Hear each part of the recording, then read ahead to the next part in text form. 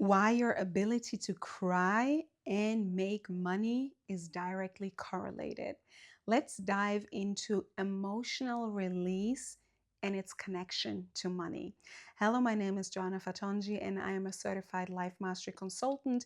And in my work, I combine Harvard level neuroscience, skill development, social psychology, and wealth consciousness. And I personally have been on my self development, healing journey for over 10 years now. I have been in business for over 10 years now, and it was a messy roller coaster.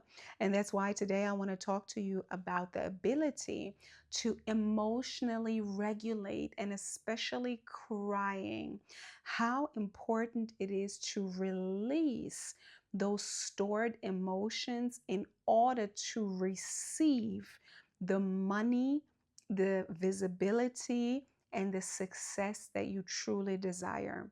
So let's dive a little bit deeper into emotional regulation. You've probably heard it all over the internet, and I want to give it my own little twist. So, one thing that I have identified in this work is that, especially for women or women who come from a household where emotions were not so celebrated, um, it's very important to look at the very deep root emotions. And I always say that shame on the scale of emotions is the low vibrational feeling, the lowest vibration.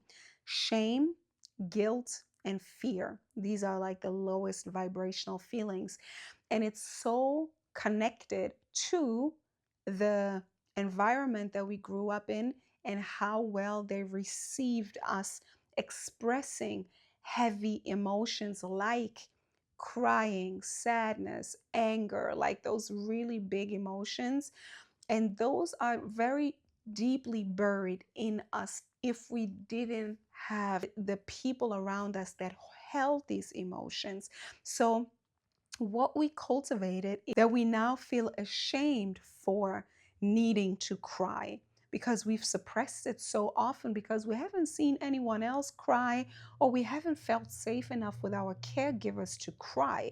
So we now have learned from a very early age to suppress our emotions, especially the deepest ones, the sadness. Sadness is literally the deepest emotion, and if we didn't have the opportunity to release the sadness, then the sadness transforms into anger. And if we didn't have the space to release the anger, this is frustration. This is stored emotion, sadness, anger, and then frustration. And this is how we maybe walk around in this life, like on a subconscious level for a long, long time.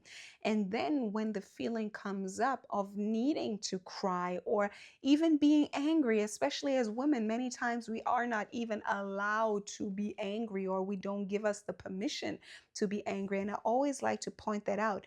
Anger is a secondary emotion. The underlying emotion there is sadness, right? Because actually we feel sad because we are not heard, we are not seen, we're not supported in our essence. And I think that's even better to know that, again, like it's important to be angry, but beneath that is even something more sweet, like something more innocent, and that is the sadness. So, if we haven't had the space to release that, the sadness and the anger and then the frustration, we now feel ashamed for those big emotions. Everything is happening on a subconscious level. The next feeling then is guilt. Guilt, because with the need to naturally express sadness, anger, and frustration, and now we can't do that, there's a lid on it, we now feel the equal desire for it. We feel the desire to be able to do it. Like we need more. We need more support. We need somebody to hold us, to allow us to express it. But we don't get that. So now we feel guilty for wanting more, right? We need more support.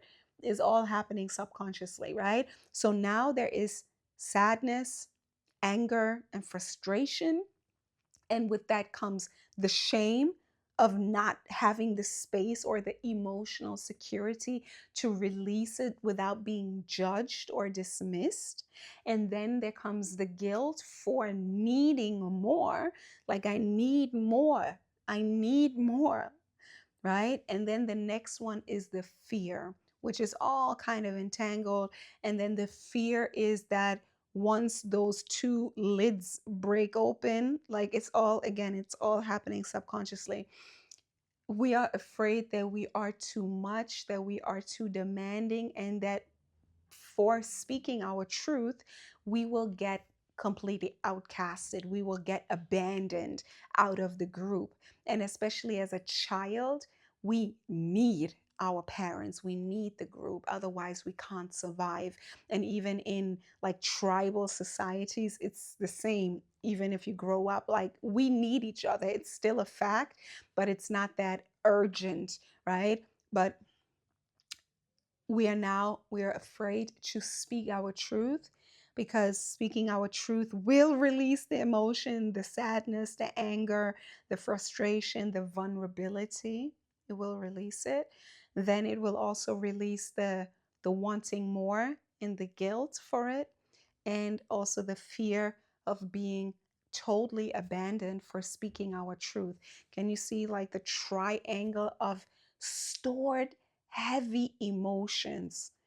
And this is like a ball of a lot of energy. You can feel it, right? Like sadness, anger, frustration, guilt, shame, fear for speaking our truth and wanting more. Oh my God, that's heavy, right? But this is also what I'm very, very good at in breaking open and helping people release, because when you are not releasing this, your life force, your whole system, your whole body, every day is subconsciously working towards keeping that down, right? You maybe know this.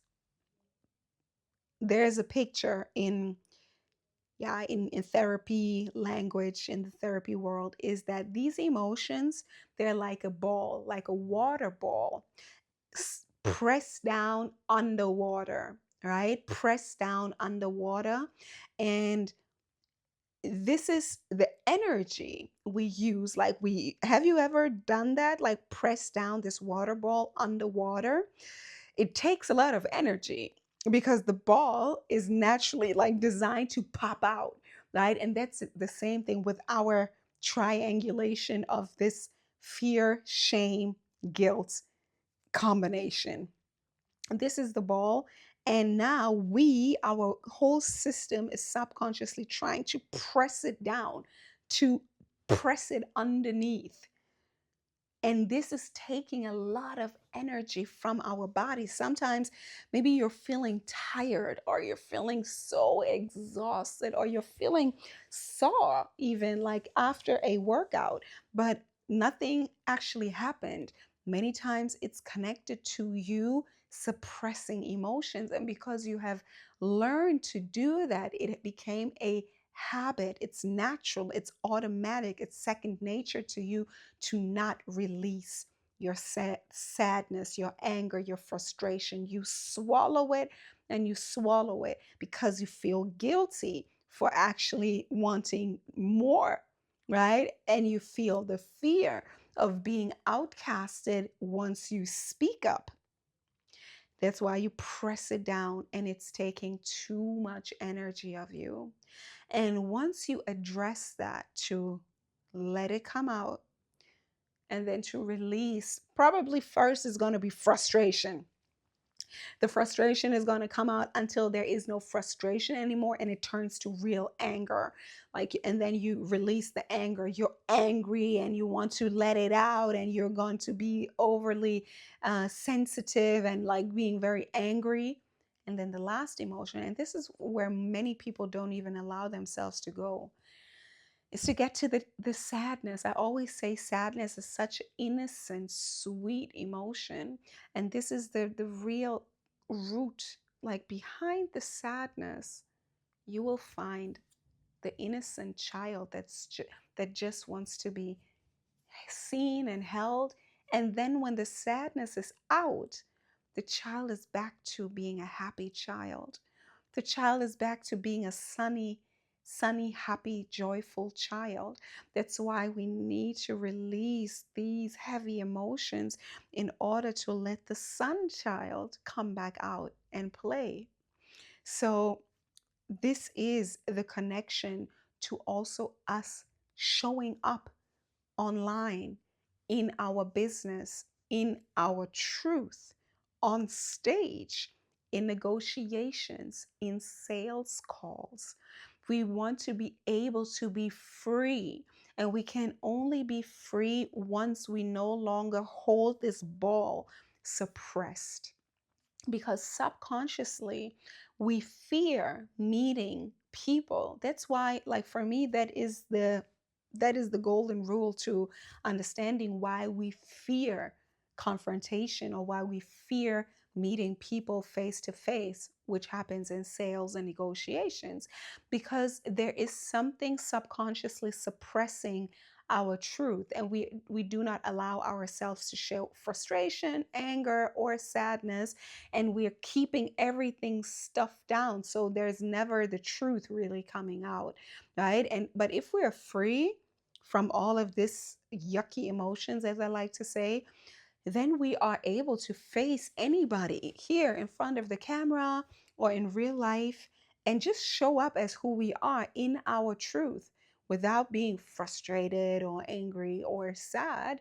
but really coming from this neutral, slightly joyous place. Makes sense, right? So, coming to that essence of who we are, this pure, neutral, joyous essence, as I just said, that is the basis for a continuous growth of your business, showing up consistently, showing back up to the sales conversation, showing back up because there is no residual something that keeps you from just being true to yourself and going for what it is that you want, right? And again, like this, getting the support in this triangular of yucky emotions, it's also about just being allowed to just release those feelings, and then to just be free again. And this free version of yourself, I always like to say, is the version of you that shows up in their brightness, that shows up in their brilliance, that shows up in their expertise, in their high price, in their high ticket. This is self worth. This is self worth. This is self acceptance. This is self love. This is self trust. This is self confidence. Everything is beneath the sadness, the guilt, the shame, the fear. This is where your true identity lies. This is your true identity. And this is what we need to get to. And this is where we are diving deep. Some people call it shadow work, right? But that's actually what it is, like to allow ourselves to feel all of the emotions and to release them through our nervous system, to shake it out, to cry it out, to stomp it out, to scream it out, to then get to the point, to then get to our true, sunny, fulfilled, peaceful, joyful, light identity that is ready to show up to any conversation, because there's nothing to hide, only pure love, literally. And I'm going to speak about that more and more, because let's demystify all of that.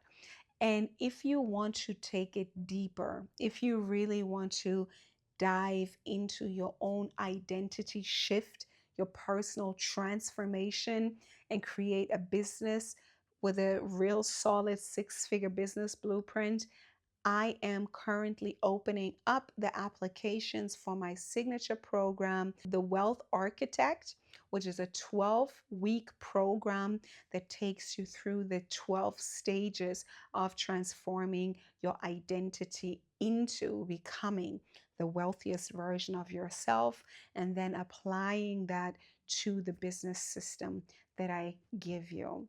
So I'm looking forward to see you in the application in the next video. And you are a force of nature, and I'm looking forward to see you act like it.